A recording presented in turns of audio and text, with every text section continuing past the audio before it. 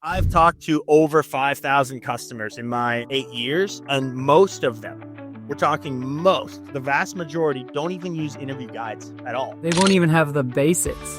Most teams have no idea what managers are doing in interviews. You could be hiring thousands of those people and not having the same experience or the same training. The biggest bleed you could have in your recruitment process is poor interviews. This to me is a game changer. I do love this interview coaching idea because welcome to What the FTE, the podcast where we cut through the noise and talk about what's really happening in HR, hiring, and the future of work. Today, I am joined by a fellow Maritimer who we're still trying to figure out how we're related, Zack Cormier of VidCruiter. Zack, great to have you on the show. Yeah, thanks a lot for having me. I'm really excited about it. So, Zack, tell me, we talked a little bit about your story of getting into VidCruiter. Tell me, how did you get into the video recruitment space? Yeah, so my story is a little bit different than what you might kind of hear in the typical tech landscape. I actually met our founder and CEO, Sean Fahey. I actually met him at a bar. And we just got to chatting at a bar, kind of in a classic Maritimer way about what does he do in his career and things like that. And I had never heard of such a cutting edge type of recruiting technology, specifically from where we're from. There's not much of that. It's not like we're in San Francisco and everyone's kind of in an incubator in a startup. So he was telling me about a startup and I basically said, hey man, I'd love the opportunity to come work for you. So I said, I'll do whatever. I said, client success, sales, doesn't matter. I'll do any type of client facing role. And so I kind of ended up in sales and worked my way through 8 years of time, right? My employee number is 15. So now we're around 135, I think, off the top of my head. So it's been quite a journey. That is incredible to go and see that growth. And I love the story. It's like a very maritime recruitment story, which is very near and dear to my heart. Some people might not know this, but the Maritimes are arguably the friendliest place in the world. So Zack's story here is not uncommon, based on where we're from. I think, or at least back in my day, most interviews used to happen at the bar, and depending on the level of the job, depended on how nice that bar was. Yeah, and the funny thing is that we actually did the interview the next day. So I went into the office the next day, which happened to be Saturday. We did not necessarily have like the kind of typical interview best practice as we would say now that we would use, but him and I had met the night before, and so we just kind of met up that way and got to work after that. As long as it wasn't at the Dome or Bubbles Mansion, you're probably okay. No, I think it was at the Old Triangle. I mugged it. It was like an Irish pub. Oh, nice. Well, let's get into the stuff that our viewers want to hear about. A lot of talk about AI these days, obviously. We are in the next industrial revolution. What are you seeing AI do to genuinely improve the quality of hiring beyond screening and scheduling? Where are you seeing it?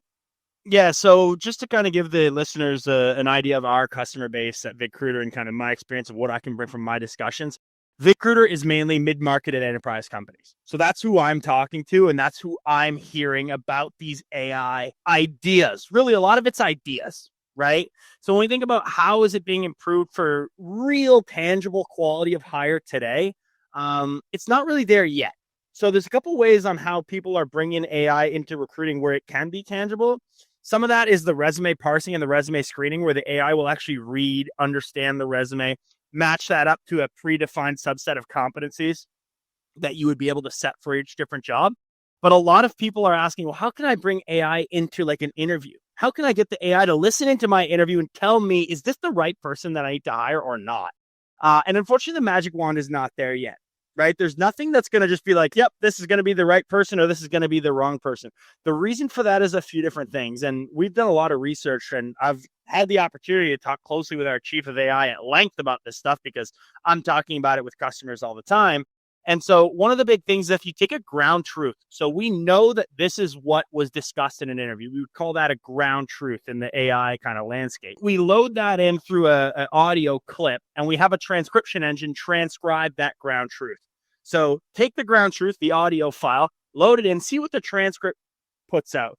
It's typically not that accurate, even with the latest and greatest transcription engines. When you think about something like a Siri or an Alexa, those are pretty good, right? You ask it what the weather is, or you ask it what's the score to the game or something like that, but you're just asking it a little prompt.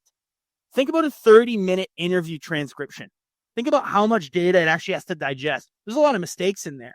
So when we take that ground truth and we load it into an interview scoring engine, compared to the transcription, we load that into the interview scoring engine. There's a huge discrepancy. When we take the ground truth, which we know is real, not a transcription, we load that in, it'll give a score of like 4.1 out of 5.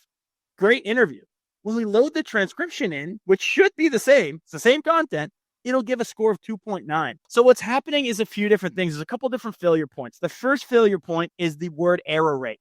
Too many mistakes in the transcription. That will get better. We see that that's going to go to 100%, where eventually the AI is not going to make any mistakes. That's coming a couple of years down the line.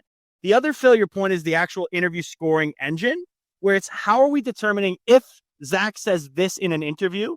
Like, let's say we have a competency of customer service, right? There's 5 different levels of competency. Let's say Zack achieves the 3rd level of that competency. Well, how does the AI know that based on that 3rd level of competency, people that answer at that same level of competency, we need performance review data to determine if that level of competency is actually going to showcase output in the job. And that's the problem, is a lot of these interview scoring models are not taking the performance data of real job performance. This candidate had a 5 out of 5 on this question and they performed poorly in the job.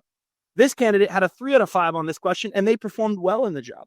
Taking that data and loading it into the model, then it will be predictive. Unfortunately, the models today are not there yet for interview related data anyway, but it will get there eventually. That's interesting. I mean, when you're talking about the transcript or the transcription of the call, yeah, like I would imagine the score would be lower because it's without context. Like I say a lot of stuff in jest that, if you put into a transcription, it'll be like, this person's mean.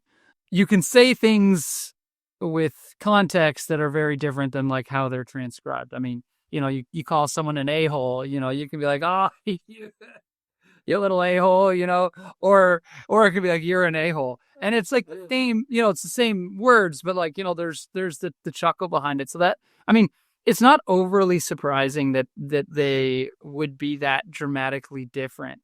I mean, I would tend to lean towards the fewest steps between the AI and the interaction, the better. So like if the AI can assess the verbal content as opposed to the transcription, I'd imagine it would be better. Is that kind of what you're saying? So what it's having trouble doing is relaying the actual competency outcome to the performance data.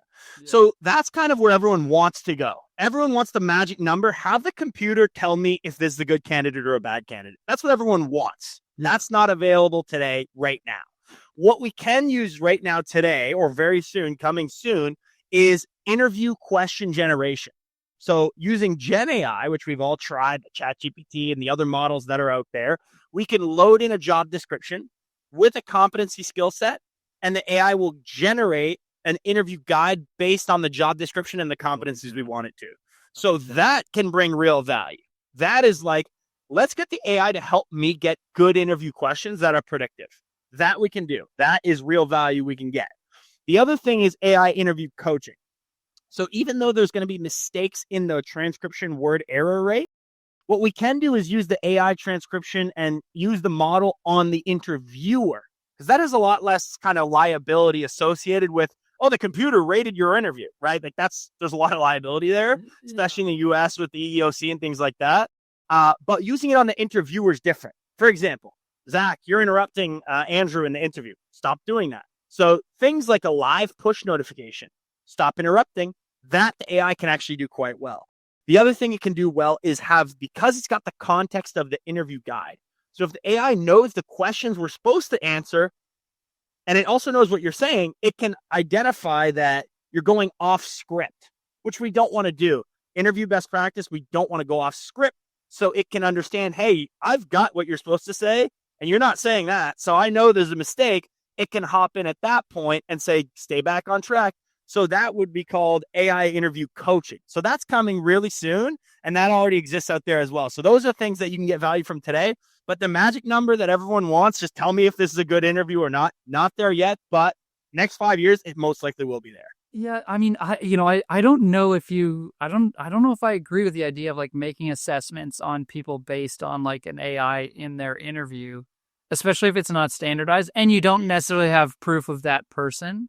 So like, I don't know if that'll ever be like a science. Like, I mean, I think it's super cool. If I could take all the liability out of hiring and knowing that I have a great person, I would love that. I'm usually all about AI, but I do love this interview coaching idea because I know for me personally, I can get really easily distracted about something that I like about someone and then only focus on the things that I like about that person and ask only the questions that make that person look good Yeah. instead of like sticking to the script and coming back to the questions and really like understanding what that person said because they answered one of their questions. Like, I say, birth till now, tell me your story. Like, I want that person. Right. I want to get to know that person and talk about the things that matter to them. As soon as you say you're from the Maritimes, totally derails like 30 minutes of the conversation. um, and then I'm coming from a point of potentially bias, and we end up chatting, and then the interview is not as effective as if I had just stuck with the script. And I've been doing interviewing for a long time. I've hired probably over 1,000 people now, and I still do that. I can't imagine people who are hiring people for the first time. First time people are going through interviews. I mean, we did a podcast talking about this. Like, we don't actually offer that much training to those people. It's just like, oh, hey, you got promoted. Now you got to start hiring a bunch of people. Right. And the other thing too, like just in my experience, like I've talked to over 5,000 customers in my 8 years at VidCruiter, and most of them, we're talking the vast majority, don't even use interview guides at all. Really? These are big companies. Not going to call any companies out, but there's big companies out there that don't have any sort of structure, no preset skills or competencies that they're looking for. They're just kind of off the cuff interviewing and letting the managers kind of run with it. And you'd be surprised. So in that case, now they're like, oh, well, we need AI. But it's like you're running before you're even walking. You don't even have the baseline of like load in a competency guide. Try that. See what results that gives you, because that's proven best practice. And then how do we layer on AI after once we're following best practice? So in my experience, a lot of people out there looking for software don't even have competency guides in place, even if you're on paper. Like start there, right? Yeah, you're going to get huge value. Yeah, they won't even have the basics. And then you throw in top grading and all this other kind of stuff, and the psychology behind how you ask questions. Like, I think of those people that, like, let's be honest, the majority of the people in large organizations are hired by people that have less experience hiring. Like, I'm only doing hires at the VP level, sometimes the director level or higher. And like, how many of those people do you have in an organization? Where if you think about like frontline workers, you could be hiring tens, hundreds, thousands of those people and not having the same experience or the same training, because training is often reserved for those at the top level. So like, this to me is a game changer from that perspective. I mean, everything in AI moves so quickly. Like, I mean, do you see speed becoming a liability in hiring, or like, where are you seeing that? So the speed thing, we can do speed really well as long as we have the building blocks in place. As long as we're not cutting corners, right? Think about it like Formula One. If you have any race fans that are listening, you get a penalty if you cut the corner, right? But you can still go around the corner really fast if we know what we're doing, right? Some teams faster than others. So the idea is that we want to use the best practice, even if it's entry level interviewing. We have plenty of customers that use it on the phone. They've got the interview guide on the phone. The manager is on site, hiring drivers, hiring warehouse staff, hiring retail staff. They've got a 5 or 10 question guide on the phone. Don't cut the corner. Put the guide on the phone. Make it easy for your front level team to use, your front level like line managers and things like that. Make it easy for them to use, right? Don't cut the corner. We can do it effectively and quickly, but don't cut the corner on the guide, because then you have data. This person had an 80% good interview. This person had a 50 or 60 or whatever. And having that data and not second guessing, who should I hire? You don't have to have a debrief meeting anymore. The debrief meeting can actually add bias on top of it, because there can be one person in the debrief meeting that can be like more convincing than other people and say, oh, I think we should hire this person, or I think we should hire Andrew, right? And they're convincing the other people in the debrief meeting to hire them. It's like, that's not an unbiased process. Like, trust the data, collect the data, right? Start there, then look at AI, on how we can start automating further.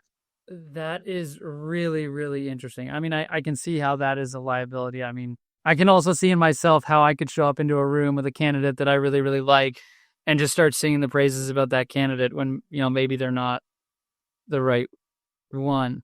Where, if we were more structured about it, again, yeah, you wouldn't have to have that. And if you're talking about the specific answers of each question, instead of coming out of an interview being like, you know what, I really like that person. I don't really know what they said because the first thing that we talked about, I really, really liked. They're like me in some way, and therefore, like, that's what I focused on at the end of the interview. I can't really remember what they talked about other than maybe where they're from or the hobby that we share. That An is unstructured interview is only 22% valid. A structured interview is 65% valid. wow. So a structured interview is 3 times better than an unstructured interview. And as soon as you go off track and you start asking kind of new follow-up questions that other people didn't get, you're unstructured. To do a structured interview, probably everyone has to get the same questions. Same Really? questions, same competencies. Yep. Wow. And I mean, do you have any data on that? Like, what separates companies that have like structured? Yeah, there's a couple good things that you could read up on. So there's a book called Work Rules by Laszlo Bock. So Laszlo Bock was the SVP of People Operations at Google. And they did basically an open case study of Google saying, hey, I want to get the best people possible to work at Google. And they tried all sorts of things. They actually found that a work sample was the highest predictive indicator. I don't know the exact numbers off the top of my head, but I remember that they found the work sample. So, for example, Andrew, I need to test you to see if you're any good at Excel. I'm going to send you an Excel project. It takes around 30 minutes to complete. You're going to complete this Excel project. You're going to send it back to me. That's what we would call a work sample. That's the most predictive thing that Google found. So a project-based task. And then the second most predictive thing was the structured interview. So those 2 things are the most predictive. Julia Levashina is an neuropsychologist. She finds the inverse, that structured interviewing is a little bit more predictive than a work sample, but they're both very good, right? So making sure that we're not doing an unstructured interview is paramount. Well, the work sample could be AI these days. I mean, but I guess that's the tool, right? Like, you said do some work in Excel. Like no one's judging you because you're using Excel. It's like it's just about the outcome. So Yes, that is interesting. there's a lot of that's a huge topic right now that we could cover as well. With the AI, like fraud and cheating. A lot of people are worried about cheating in an interview. Either they're using AI to like give them the answers, or they're using AI for a project-based thing. So what I typically say for the project-based thing, like, oh, well, we're going to send them an Excel project, but then they're just going to use AI to do it. Okay, make the project a lot harder, right? It's like if I ask you to build a house and then I say, oh, but you can't use power tools. It's like, well, what do you mean? You know what I mean? Like everyone uses power tools to build a home. Like why are you like handcuffing me that I can't use like, you know what I mean? A nail gun. It's like no one builds a house with a regular hammer anymore.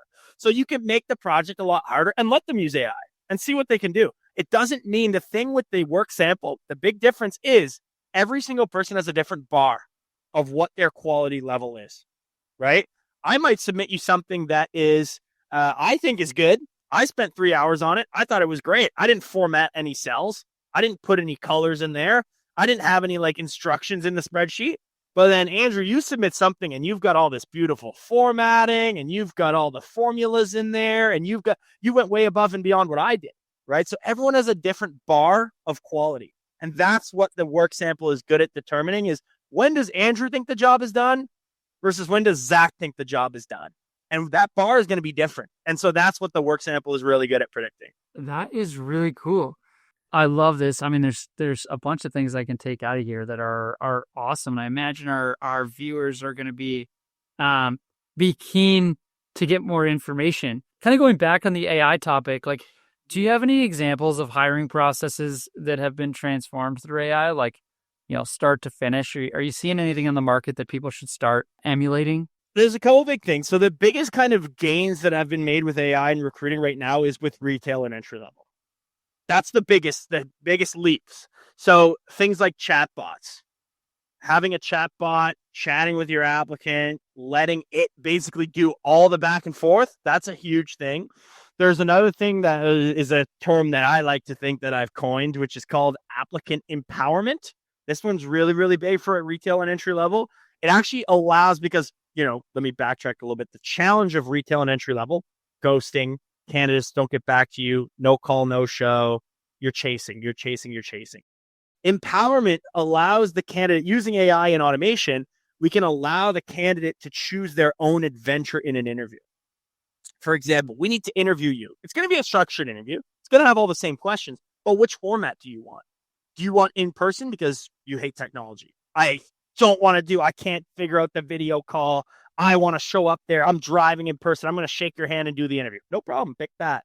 You hate commuting and traffic, and maybe you're a younger person and you've been video calling your whole life. Do a video call. Option 2. Or option 3, you don't have time for this. You want to get this done right now. Do an on-demand video interview. You're ready right now. You can do it right now. No one's going to interview. You're going to have the same questions, but it's going to be on an on-demand format. So things like that, using automation and AI to allow the candidate to kind of drive the process. Yes, the employer has to be a bit more flexible, but they have no choice, because candidates out there are at they're driving this thing. They can apply now to jobs, like 50 jobs in 20 minutes. You know what I mean? So whoever acts fastest gets that retail candidate through the door and says, hey, we want to interview you however you're most comfortable interviewing with us. That's the biggest kind of leap forward that automation has had, in my opinion. For professional type stuff, just being honest, customers are still too far behind. They're not even using scheduling automation yet. A lot of customers are just looking at, yes, comparatively to like a sales organization for like book a demo online, that's all automated. HR for scheduling is behind. A lot of them are just looking at scheduling automation right now. That's been way more popular recently. So we're not at that point yet where professionals for professional recruitment are getting huge leaps and bounds from AI, other than maybe like the resume screening AI, because that is like a no change management. You want scheduling automation in a recruiting team, you better have all your hiring managers' calendars up to date. That's kind of why there's a lot of moving parts for HR teams. It's not all on them, right? The managers don't have their calendars up to date. There's 4 panelists in the interview. We got to coordinate everyone. It's not easy, right? It's going to come. It's going to happen because the tools are getting better and better.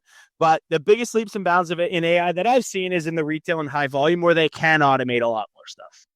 That is really cool. I mean, what in your opinion is the coolest thing that people have automated so far? Coolest or most effective, I guess. I think the applicant empowerment, or allowing the candidate to choose their own adventure. Customers are seeing a 4-day time to hire. From application to hire in 4 days for retail is pretty cool. Some customers are seeing faster. I'm really excited personally about the interview coaching, because I'm a big believer in structured interview, and I don't think most people do good interviews. In my opinion, I think most people just they haven't been interested enough in it. It's not the most exciting thing, right? So I think that interview coaching with AI is going to be the most exciting thing that I've seen so far. So I'm really excited about that. But yeah, I think that would be the most exciting. The AI live like assistant coach while you're interviewing, it will be really cool. I would love if I could apply that to my entire life. Just an AI coach on how to get the message through to your kids or your spouse. Or I definitely need one of those. You've gone off track.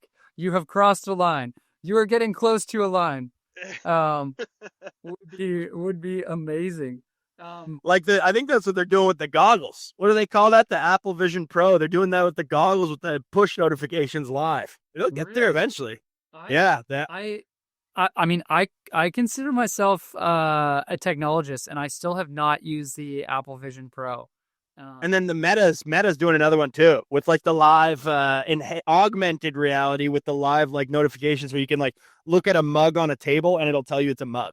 So your lifetime AI assistant, your real-time daily coach might be coming sooner than you think. I mean, I can only imagine having a conversation with my wife with AI goggles on. I need to get glasses now, so when that comes out, it's not weird that I'm wearing glasses and she doesn't know that it's actually giving me prompts about how terrible I am.